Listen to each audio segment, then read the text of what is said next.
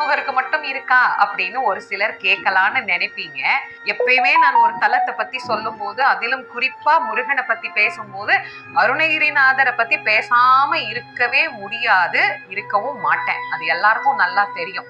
அதனால இந்த தலத்துல அருணகிரிநாத சுவாமிகள் வந்து முருகப்பெருமானை வழிபாடு செய்து சண்முகரை வழிபட்ட போது சிவபெருமானுடைய நடன தரிசனத்தை அருணகிரிநாதருக்கு முருகப்பெருமான் இங்குதான் காட்டி அருளினார்.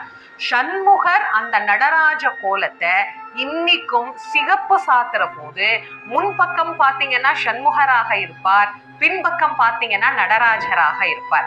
இன்னைக்கும் அருணகிரிநாதருக்கு நடராஜ தரிசனம் காட்டியது நானும் எங்க அப்பாவும் வேற இல்லப்பா, 2 பேரும் ஒன்றுதான் அப்படிங்கறத காட்டிய கோலத்தை சண்முகர் பக்தருக்கும் காட்டுகிறார் அப்படின்னு சொன்னா, சண்முகரை பத்தி நான் ஏதாவது சொல்லணுமா?